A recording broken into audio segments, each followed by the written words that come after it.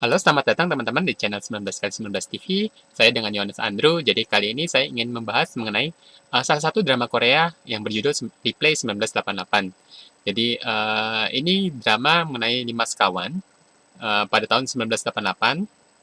Ya, jadi di dalamnya juga ada karena ada beberapa unsur-unsur baduk, saya akan mencoba mereviewnya. Jadi buat teman-teman yang suka mengenai drama ini, tapi mungkin nggak familiar dengan istilah-istilah baduk atau mungkin apa yang terjadi di dalamnya, yang terutama yang mengenai baduk, saya akan mencoba menjelaskannya. Jadi untuk kali ini saya akan membahas untuk 2 episode langsung ya. Jadi dari episode 1 dan episode 2. Karena pada episode satunya memang nggak banyak yang bisa dijelaskan.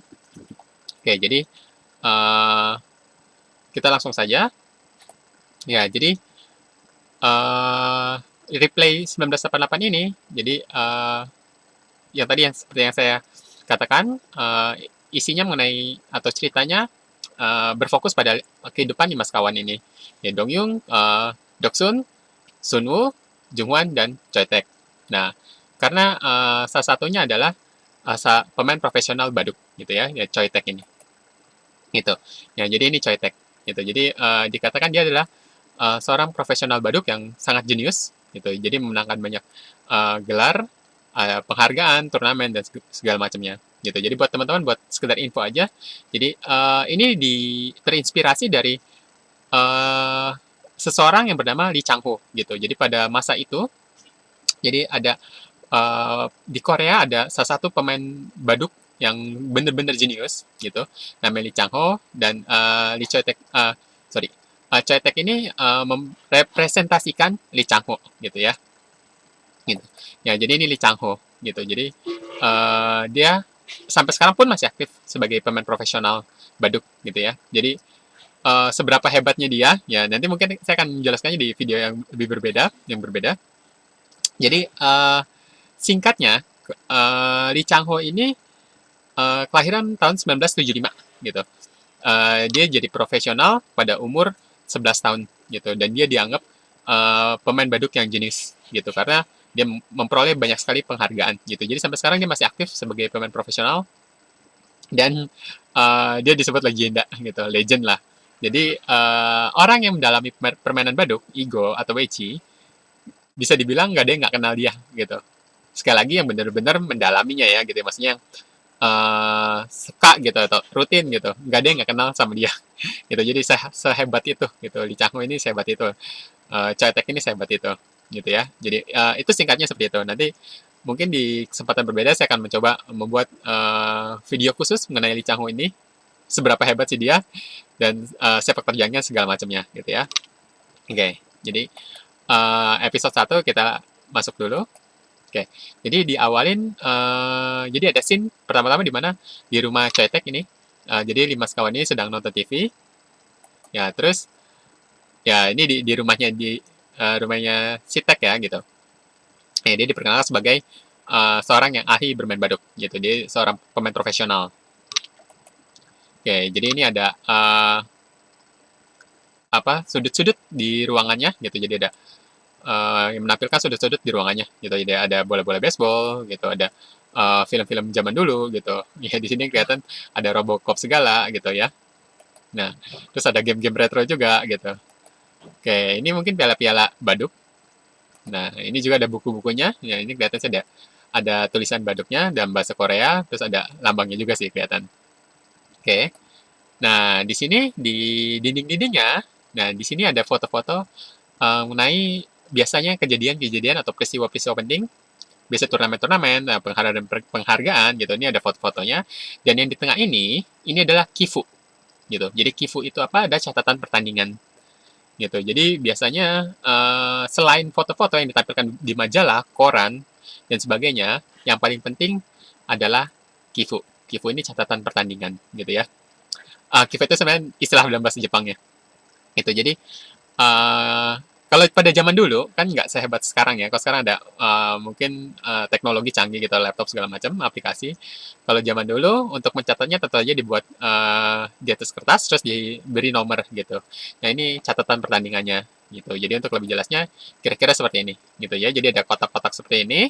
Nah jadi ini urutan langkah ada 1 gitu terus 2, 3 gitu.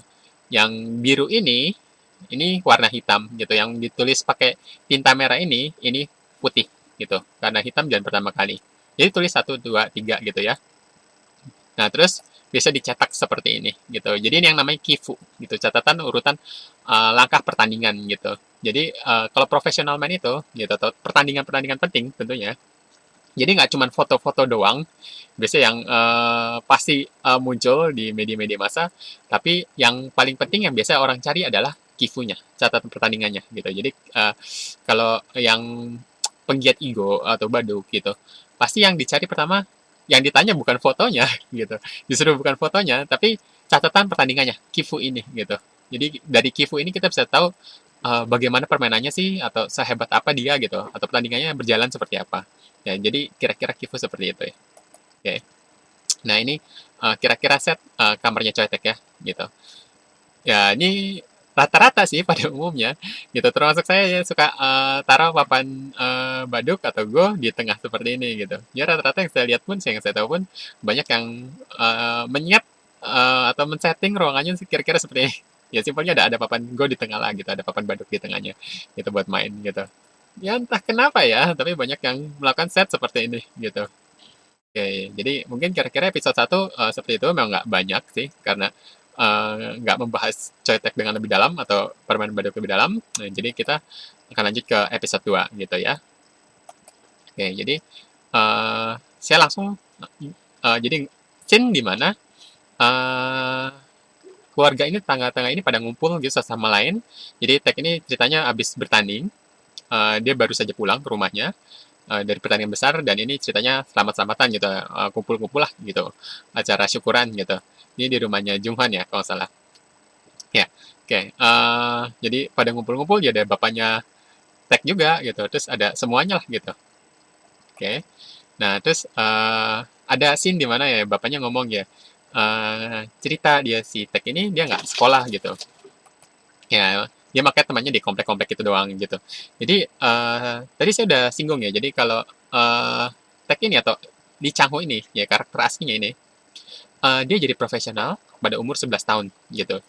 Jadi ya saya kurang tahu sih dari berapa dia udah nggak sekolah, tapi banyak juga kejadian seperti itu. Jadi memang profesional ini sebenarnya pekerjaannya gitu. Jadi sekolah buat apa sih? Biasanya kan buat ya tentu aja sejarah ilmu, terus cari kerjaan dan segala macamnya. Jadi, tapi tentu saja ada juga sekarang profesional yang masih terus sekolah juga ada, dan biasanya memang ada juga yang nggak lanjut gitu. Jadi lebih fokus ke baduk aja, ke ego aja seperti itu. Jadi ini salah satunya Tag ini dia memutuskan nggak ke sekolah, tapi dia langsung fokus ke pekerjaannya gitu sebagai pemain profesional baduk gitu ya. Jadi banyak seperti itu. Oke. Nah, ini terus tag-nya datang, kan datang ke rumahnya Junghwan.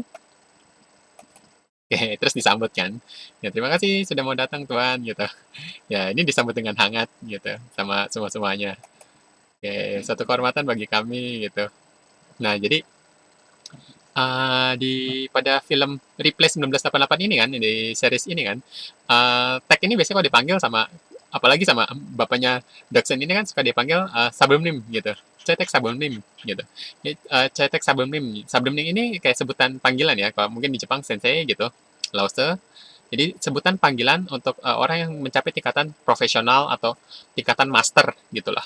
Ya, mungkin sebutannya master, pengganti master mungkin dalam bahasa Inggris. Master bla bla bla bla gitu. Sifu segala macam. Seperti itu. Jadi kalau ini memang suasananya ya, karena mungkin sudah kenal dari kecil gitu, bapaknya juga suka bercanda gitu. Tapi memang pada umumnya profesional baduk, profesional ego gitu, profesional weci, semua akan dihargain gitu. Ya sebutannya nama plus subdonym gitu, atau nama sensei gitu. Ya seperti itu gitu, ada embel-embel subdomnimnya, ada embel-embel senseinya atau masternya, jadi seperti itu. Jadi memang suatu pekerjaan yang dihormati oleh banyak orang gitu, khususnya di Korea, China, Tiongkok sana, Jepang gitu, seperti itu. Oke. Nah, terus ibunya Junghwan ya ngomong ya, dia sungguh seperti orang dewasa gitu, mungkin sikapnya segala macamnya. Ya, ya dibanding anak-anak kita dia terlihat lebih tua, mungkin lebih dewasa, maksudnya di situ lebih dewasa dari sikapnya gitu. Nah, terus bapaknya nimpalin, kayak enggak kok ya, yang dia tahu sebenarnya cuma main baduk doang gitu, dia masih anak-anak gitu. Dia belum tahu tentang dunia ini, belum tahu apapun gitu. Karena kan tadi singgung juga gitu, dari kecil dia nggak, maksudnya dia berhenti sekolah gitu, dia hanya fokus di baduk aja gitu.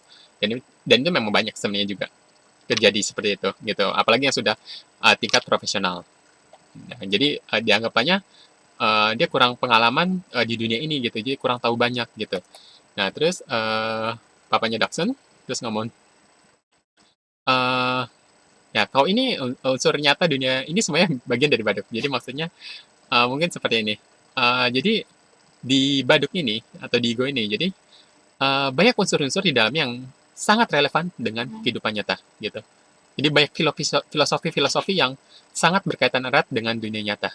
Sangat sangat sangat erat gitu. Jadi di kalangan pegiat ego sendiri, pemain ego sendiri ya banyak perkataan seperti ini memang sering muncul gitu.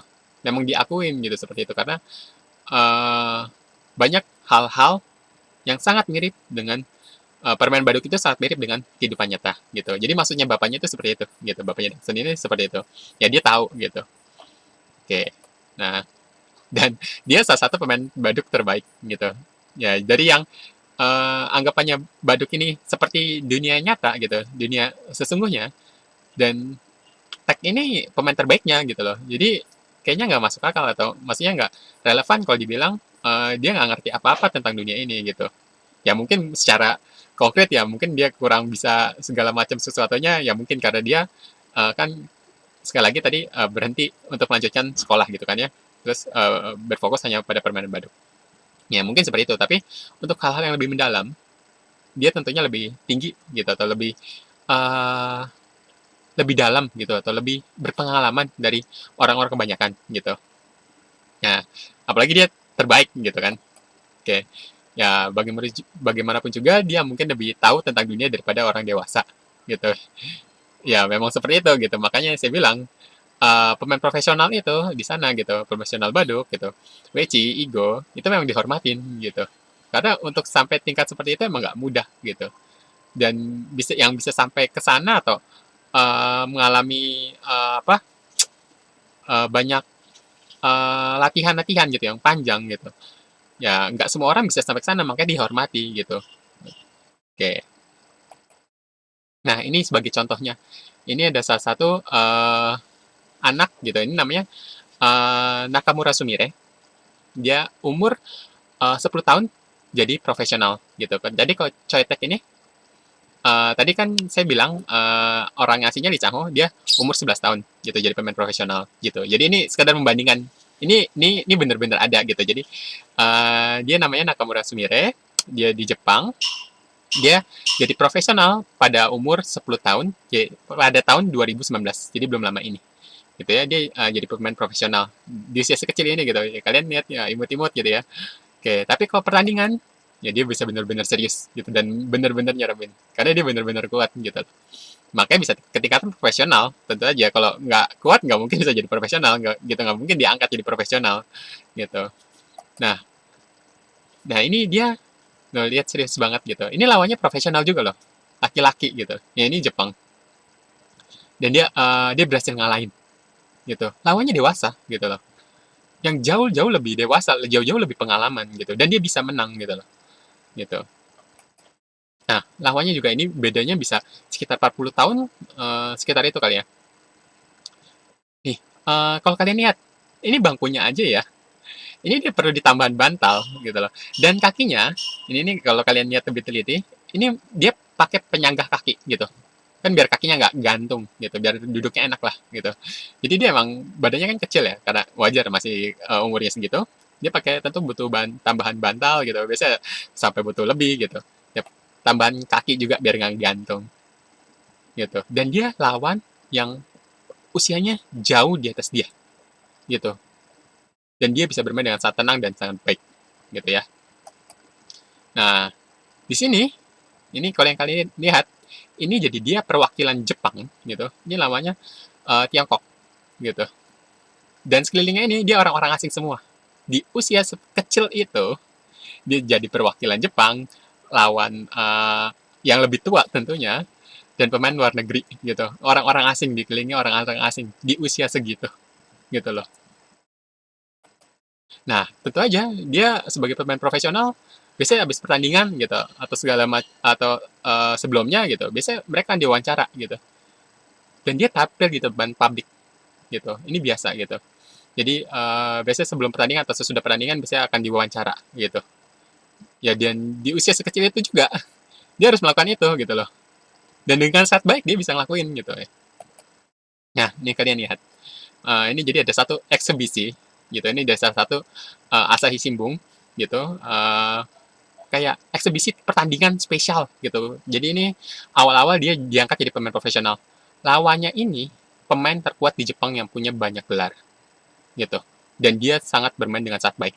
Bener-bener luar biasa. Itu komentar dari Iyama Yuta. Dia namanya Iyama Yuta gitu. Pemain profesional Jepang terbaik sampai saat ini gitu. Karena dia paling banyak pemegang gelar. Dan dia main dengan baik banget kan. Nah, saya bilang diliput oleh banyak stasiun TV. Dan ini perhatian nggak cuma nasional Jepang doang ya, seluruh dunia. Karena saat itu tahun 2019 dia jadi pemain profesional, jadi kayak semua mata menuju ke dia gitu. Kayak ini fenomenal baru juga di Jepang. Jadi pemain wanita termuda yang jadi profesional di usia 10 tahun gitu. Karena dia selain dia ada lagi usianya 11 tahun gitu. Jadi dia 10 tahun jadi paling muda. Nah, kalau kalian lihat ditonton rame-rame sekian banyak ini kamera segala macam. Bahkan anak-anak yang usia dia atau di atasnya dia masih nontonin dia sendiri sudah di hotspotnya jadi di panggung utamanya gitu. Dia udah di panggung utamanya gitu loh. Gitu. Jadi perhatian publik dan dia bisa tenang main seperti itu gitu loh. Dan sangat luar biasa. Saya lihat pertandingannya pun sangat luar biasa gitu. Lihat game permainannya gitu. Oke. Jadi seperti itu. Jadi makanya nggak heran kalau dibilang anak-anak yang main baduk ini gitu loh, yang dari kecil apalagi sampai tingkat profesional itu memang dianggapnya tentu saja lebih dewasa gitu karena yang seperti ini yang saya bilang gitu. Jadi dia harus banyak mendapat kayak liputan dari wartawan gitu, jadi wakil negaranya gitu, lawan yang lebih tua gitu, bicara di depan publik gitu. Dan di situasi seperti ini tuh nggak biasanya untuk orang biasa ya gitu. Saya dulu pernah ngalamin juga di waktu masih SD ada suatu pentas gitu dan diliput TV. Saya ngeliat kamera seperti ini, semua yang di pikiran buyar semua, hilang semua, bener-bener bisa hilang semua gitu. Dan dia bisa bener-bener fokus gitu. Jadi makanya nggak heran tadi bapaknya Jackson ini nyanjung tinggi gitu loh ke tag ini atau ibu-ibunya juga ngomong kan dia tuh kayak si tagnya ini kayak lebih dewasa dibandingkan anak-anak lainnya gitu. Jadi ya seperti ini gitu. Ini kenapa bisa dibilang seperti itu ya karena seperti ini gitu. Jadi apalagi yang sampai pada tingkatan seperti ini gitu. Itu nggak gampang gitu. Biasanya memang sudah diuji gitu tingkatannya gitu. Makanya tadi ada dibilang juga kan bapaknya Jackson bilang permainan baduk ini, ego ini itu seperti pemain seperti kehidupan nyata gitu. Karena untuk sekilas saja ya permainan ego ini kan tingkatannya gitu untuk sebagai info aja tingkat kerumitannya jauh lebih di atas catur ataupun shogi gitu ya karena banyak sekali variasi yang bisa dilakukan gitu kalau catur kan papanya juga tentu aja lebih kecil gitu kalau ego ini atau baduk ini papanya ukurannya lebih besar gitu 19 ke 19 itu garisnya gitu jadi opsi yang bisa diambil sangat sangat sangat banyak gitu sangat sangat bervariasi gitu jadi itu salah satunya kenapa disebut bagaikan kehidupan nyata gitu selain filosofinya sangat banyak gitu ya nanti saya akan coba jelaskan di lain kesempatan kenapa bisa seperti itu tapi intinya atau gampangnya adalah untuk bermain ini kan membutuhkan opsi gitu jadi seorang pemainnya yang memainkan ini diharuskan memikirkan sesuatu langkah gitu dengan banyak opsi gitu. Jadi harus gampangnya harus berpikir dulu sebelum memutuskan gitu. Harus berpikir matang-matang dulu sebelum memutuskan. Yaitu permainan ego atau baduk itu seperti itu gitu. Jadi di usia yang sekecil ini gitu bisa melakukan hal seperti itu dilihat banyak orang dengan lawan yang lebih superior di atas dia gitu dan lebih dewasa tadinya lebih tua dan dia nggak nervous nggak apa gitu loh ya jadi tentu aja dibilangnya lebih dewasa gitu. Makanya mungkin sebagai info aja, di beberapa negara memang banyak sekolah-sekolah yang mengadakan atau apa, menganjurkan siswanya untuk belajar Igo ini gitu loh. Gitu di Singapura, Thailand juga ada segala macam gitu. Jadi banyak orang tua juga yang apa, mengajarkan atau menyekolahkan anaknya di tempat bimbingan-bimbingan atau tempat kursus Igo gitu loh, atau Baduk gitu. Jadi memang untuk anak-anak tentunya sangat bagus juga gitu loh. Ya siapa sih yang orang tua nggak lihat anak seusia gini gitu, misalnya masih main sama teman-temannya, tapi memang sekarang dia jadi dewasa gitu, maksudnya lebih lebih kenal dunia gitu. Tentu aja tadi bapaknya Dakson ngomong seperti itu ya, ya karena seperti ini gitu, gitu karena banyak hal-hal yang eh di permainan baduk ini yang seperti dunia nyata, ya seperti itu. Jadi memang nggak banyak orang yang bisa sampai tingkatan ini, gitu. Jadi tentunya di usia berapapun, misalkan usia sekecil ini, kalau dia bisa sampai tingkatan profesional, ya tentunya pencapaian yang sangat luar biasa, gitu. Ya makanya kenapa itu yang tag-nya juga dia nggak ngelanjutin sekolah lagi, dia difokus seperti ini, gitu. Ya tentunya hal yang baik juga, gitu. Oke, kita lanjut ya. Jadi berikutnya, jadi ini bapaknya Junghan, bapaknya, mamanya Junghan yang nanya kan, ngomong berapa hadiahnya kali ini, gitu kan. Ini ceritanya kan si Teknya habis pulang dari turnamen dan dia menang kan, gitu. Jadi upacara inilah syukuran lah gitu, kumpul-kumpul gitu. Ya, terus kedengar dia memenangkan kompetisi terbesar di Korea, gitu. Ya, bapaknya ngomong 50 juta won, gitu. Nah, semuanya pada kaget kan, nongok. Ini bapaknya Junghan, gitu, mamanya Junghan, gitu, ibunya Daksun. Terus teman-temannya juga kaget, 50 jutawan. Ya, jadi dan biasanya tiap tahun tuh meningkat gitu. Jadi kalau sekarang sih ya masih sih sebenarnya masih kisaran 40 juta sampai 60 juta won gitu. Jadi kalau di rupiah kira-kira ya bisa 600 jutaan gitu, 700 juta gitu. Itu untuk turnamen nasionalnya gitu. Dan Attack ini itu mendapatkan banyak kemenangan kan gitu. Bisa menang turnamen gitu. Jadi artinya ya sangat banyak uang yang dihasilkan dari turnamen-turnamen itu gitu. Itu baru turnamennya aja, belum termasuk yang pekerjanya dia. Karena profesional itu juga mendapatkan gaji gitu. Dibayar juga biasanya buat teaching game segala macam gitu. Mereka juga dibayar gitu. Belum dari sponsor-sponsor dan lain-lain gitu. Ini baru hadiah turnamennya aja gitu. Dan dia menang menang nggak sekali dua kali. Jadi Lee Chang Ho ini gitu, representasi dari Choi Taek ini kan Lee Chang Ho tadi yang saya singgung, itu menangkan sepanjang karirnya menangkan 143 title gitu. Yang turnamen ini ya, turnamen-turnamen title-nya ya yang bergelar gitu. Jadi ya sebanyak itu. Jadi kira-kira kali 40 juta kali 50 antara 40 juta sampai 60 juta kan ya, taruh 50 juta semua kali 140 gitu. Itu baru yang nasional doang sih. Sebenarnya yang internasional jauh lebih gede gitu. Oke, kita lanjut dulu. Jadi mungkin buat teman-teman ya, ya seperti ini gitu loh. Jadi memang hadiahnya sebesar itu. Karena ya perusahaan-perusahaan besar seperti LG gitu, Nongsim, Samsung itu sampai sekarang pun masih menyelenggarakan turnamen-turnamen besar baduk seperti itu. Oke, kita lanjut ke scene berikutnya. Jadi ada scene di mana ini ada berita yang menayangkan kemenangan selanjutnya Choi Taek Dan yang sudah dilaporkan di Cina gitu. Nah, jadi memang seperti yang saya singgung tadi, jadi kalau yang tadi yang hadiah 50 juta ini, ya ini dari turnamen nasional, dan ini cetek bertanding di internasional, gitu ya. Jadi tentu aja yang ini hadiahnya lebih gede. Kalau ini hadiahnya bisa sekarang paling rendah 2 miliaran ke atas gitu. Jadi bisa 2 miliar atau bahkan bisa sampai 7 miliar. Jadi satu turnamen gitu ya.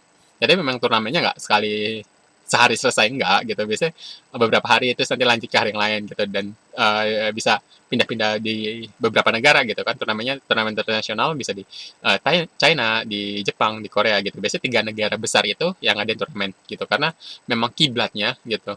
Pemain-pemain kuat itu ada di 3 negara itu gitu. Jadi makanya di series ini ya biasanya saya akan pergi ke berbagai negara buat tanding gitu. Dan ini yang hadiahnya lebih gede gitu. Ya kalau di sini bisa miliaran gitu, di atas 2 miliar gitu. Kalau tadi 50 juta won, kalau ini bisa 5 kali lipatnya, 25 juta gitu. Ya pokoknya kalau dirupiahin rata-rata 2 miliar ke atas lah gitu. Ya 2 miliar sampai 7 miliar gitu. Oke. Terus di sini ada tayangannya, Choi Taek 6 dan mengalahkan Jo Bipyung 9 dan gitu. Oke, mungkin maaf kalau misalkan ada penyebutan atau pelafal yang salah. Jadi 6 dan ini apa? 9 dan ini apa? Ini level. Choi Taek 6 dan, Jo Bipyung 9 dan ini level gitu. Jadi yang Choi Taek ini 6 dan, Jo Bipyung ini 9 dan. Gedean mana sih ini? Gedean 9 dan gitu. 9 dan profesional maksudnya ya. Cetek 6 dan profesional. Jadi saya akan singgung sedikit mengenai level. Jadi di Baduk ini atau di Igo ini, jadi ada tingkatan-tingkatannya. Paling rendah misalkan kalian baru berapa hari belajar Igo nih, belajar Baduk. Level terendahnya adalah 30 Q. Nah, terus naik 29, 28, 27, 26 sampai 1 Q. Di atas 1 Q ada level namanya 1 dan, Shodan, 2 dan, 3 dan, 4 dan, sampai 9 dan gitu. Ini level dan amatir, bukan dan yang ini ya, gitu. Jadi beda. Jadi yang ini dan profesional, yang cetek ini dan profesional, itu yang tadi barusan saya sebutkan setelah level Q ada level dan itu level amatir gitu, dan amatir gitu. Di tiap negara-negara biasanya berbeda, paling tingginya berapa gitu. Biasanya misalkan kalau di Jepang paling tinggi 9 dan amatir ya. Korea 6 dan gitu. Tiongkok juga 6 dan gitu, Eropa bisa 9 dan. Nah, tapi kalau ini profesional, dannya dan profesional. Jadi bedanya apa sih dan amatir dan profesional?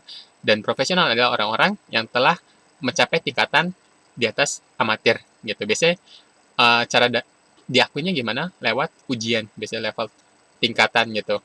Biasanya ada ujiannya gitu untuk mencapai level itu gitu. Jadi ada juga sih yang lewat penghargaan juga ada gitu. Jadi ini 6 dannya, 6 dan profesional, 9 dan, 9 dan profesional gitu. Tentu saja yang 9 dan lebih tinggi gitu.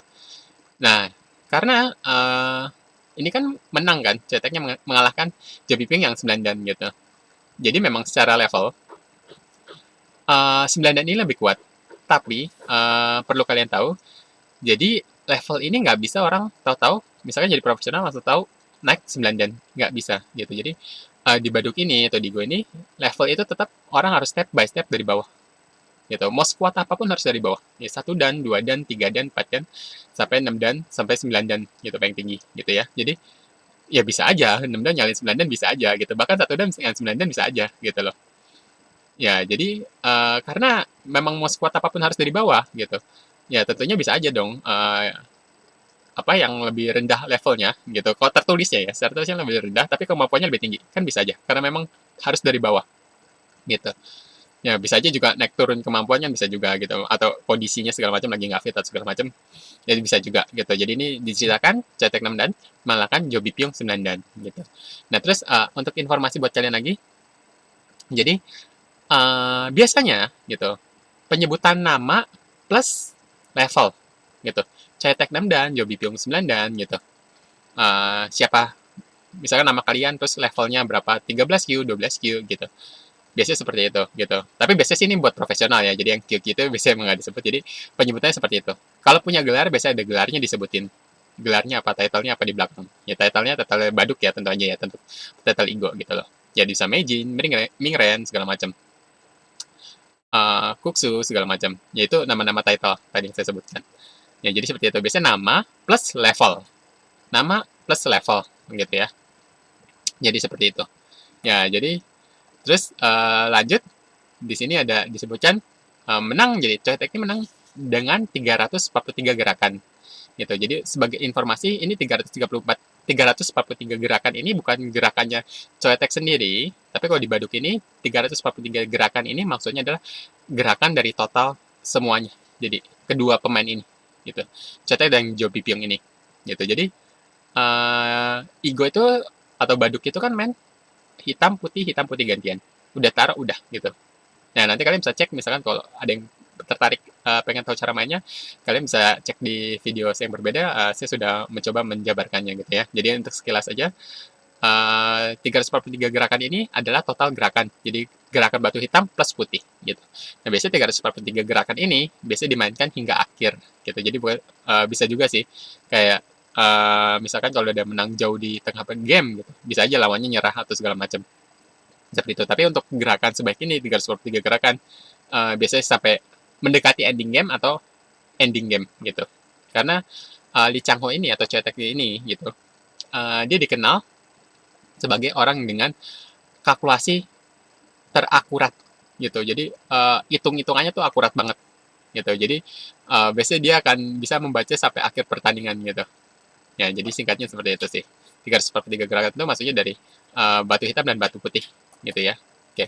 Ya, jadi kira-kira seperti itu dulu yang saya bahas di episode 1 dan episode 2. Ya, jadi mungkin nanti kita ketemu lagi di episode berikutnya. Di episode 3 kita akan coba seperti ini ya. Jadi saya akan mencoba menjelaskan scene-scene atau bagian-bagian mengenai baduk yang mungkin teman-teman kurang familiar. Saya akan mencoba menjelaskannya. Jadi silakan teman-teman yang menyukai video ini, silakan like, subscribe, komen juga di bawah, atau mungkin ada teman-teman yang ingin tanya-tanya atau ingin tahu hal-hal lebih lanjut, ya silakan kalian komen aja di bawah. Terus saya juga akan menyertakan beberapa info-info di kolom deskripsi di bawah, jadi silakan kalian cek aja. Jadi mungkin teman-teman yang tertarik untuk belajar baduk, weci, igo gitu, atau pengen tahu gimana sih cara dapat peralatannya gitu, saya akan memberikan beberapa informasi di kolom deskripsi di bawah. Jadi silakan teman-teman cek ya. Ya, jadi mungkin sampai sini dulu. Terima kasih teman-teman yang sudah mengikuti. Ya, kita akan ketemu lagi di video berikutnya. Ya, terima kasih.